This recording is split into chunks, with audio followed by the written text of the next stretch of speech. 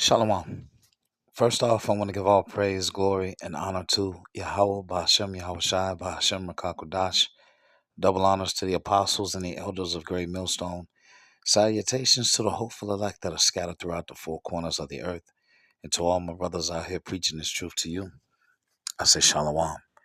This is Amantazar from the Chicago camp coming back at you again with another lesson entitled Food Insecurity and Offenses.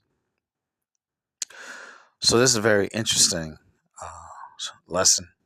Uh, it involves an offense that took place the other day. All right, so I'm at work. The job decides to treat pizza, right? Buy lunch, all right, for the employees. And so I'm in this particular work location. I go to different locations, but I'm in this particular location. And so the top manager goes, I'm going to buy pizzas. And I'm like, cool. So they know I don't eat, pork and everything. So he buys a small cheese pizza. Okay. But in this same location, all right, there's this 2/3 uh, nigga, and he doesn't eat beef or pork. All right. And that's for his own dietary reasons. And typically, he's the only person in that location that doesn't eat beef or pork. So he's kind of gotten spoiled to the point where whenever they buy a pizza, they buy him a small pizza, and he had a whole pizza to himself.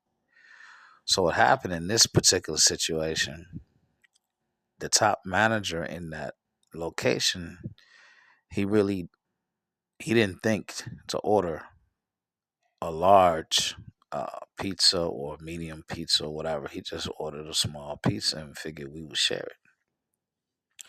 So anyway, they come back and uh, they did have a pizza that was Italian beef and jardinere peppers.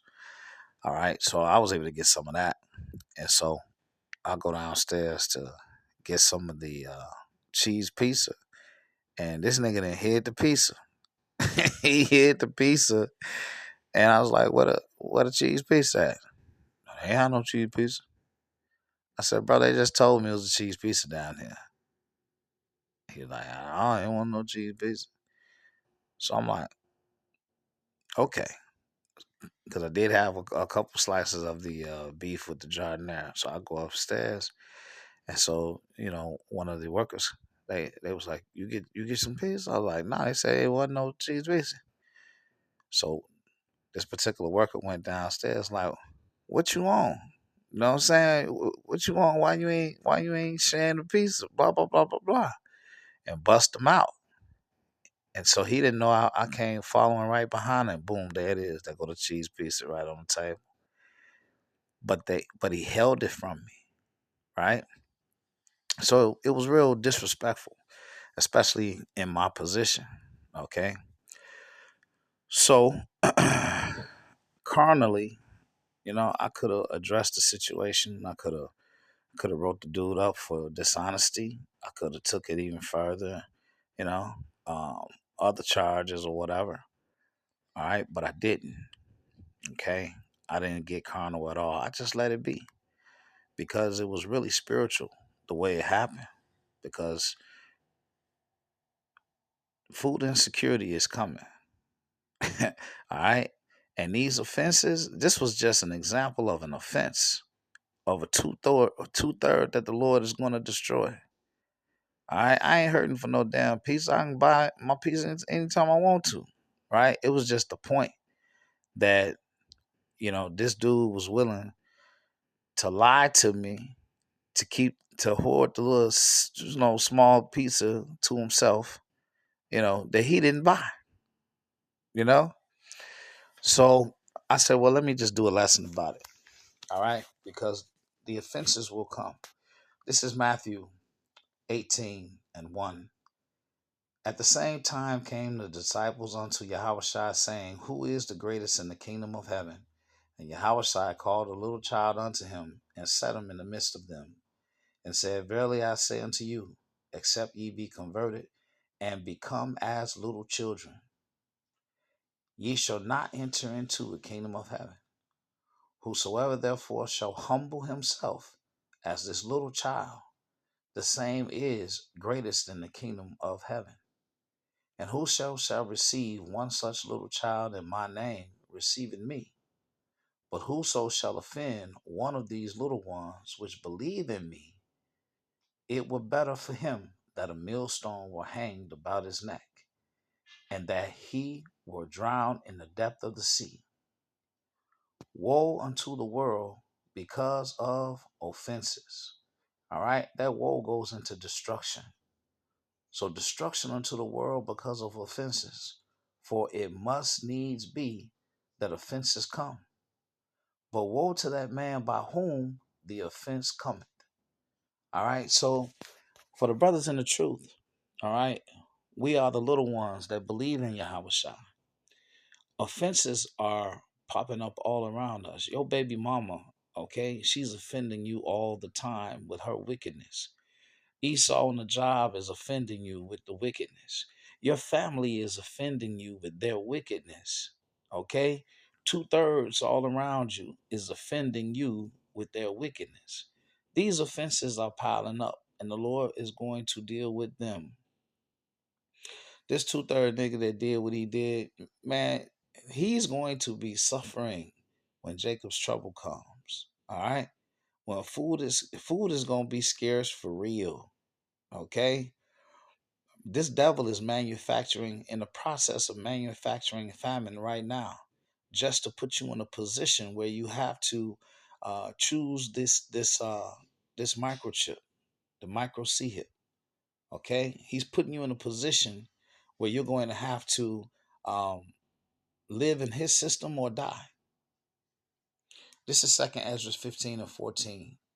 Woe to the world, that woe is again. Woe to the world and them that dwell therein, for the sword and their destruction draweth nigh, and one people shall stand up and fight against another, and swords in their hands. For there shall be sedition among men, and invading one another. They shall not regard their kings nor princes, and the course of their actions shall stand in their power. All right. So there's going to be lawlessness. Okay. No one's going to be, there's not going to be any authority. Okay. People going to be doing whatever the hell they want to do. All right. It says, verse 17, a man shall desire to go into a city and shall not be able. For because of their pride, the city shall be troubled. The houses shall be destroyed, and men shall be afraid. A man shall have no pity upon his neighbor, but shall destroy their houses with the sword and spoil their goods because of the lack of bread and for great tribulation. All right. So that food insecurity is coming. All right. But you know what? Like I said, this chump, what he did, hey, he's going to be starving. Okay. He's going to be starving. All right. But the men of the Lord, they're going to eat. This is Isaiah 65 and 11. But ye are they that forsake Yahweh, that forget my holy mountain, that prepare a table for that troop, and that furnish the drink offering unto that number. All right. So these 2/3 are forsaking the Lord. All right, and they're in their idolatry. Okay. Therefore will I number you to the sword, for ye shall all bow down to the slaughter. Because when I called, ye did not answer. When I spake, ye did not hear, but did evil before mine eyes, and did choose that wherein I delighted not. Therefore, thus said the Lord power, behold, my servants shall eat, but ye shall be hungry. Behold, my servants shall drink, but ye shall be thirsty. Behold, my servants shall rejoice, but ye shall be ashamed. Behold, my servants shall sing for joy of heart, but ye shall cry for sorrow of heart, and shall howl for vexation of spirit. So Yahweh, why Yahweh Shai, all right, has promised that his servants are going to eat. The Lord gonna make a way, all right, for us to eat. And they're gonna do some supernatural things to do it. This is Revelation 3 and 10. It says, because thou hast kept the word of my patience, I also will keep thee from the hour of temptation, which shall come upon all the world to try them that dwell upon the earth. Okay? So the Lord is going to keep us. All right? You can't keep yourself. All right? You can't keep yourself. The Lord gonna have to be dealing with you. Okay? And in closing, this is Revelation 13 and 16. And he calls it all, both small and great, rich and poor, free and bond, to receive a mark in his right hand or in their foreheads, and that no man might buy or sell save he that had the mark, or the name of the beast, or the number of his name. All right, so all of these politicians and these actors and actresses who have been puppets for Esau, Edom, all right, that have helped you to stand in line for that devil's pie, all of them, they're all going to get chipped too. Okay? So that's their reward. All right? So it's coming. The food insecurity is coming. All right?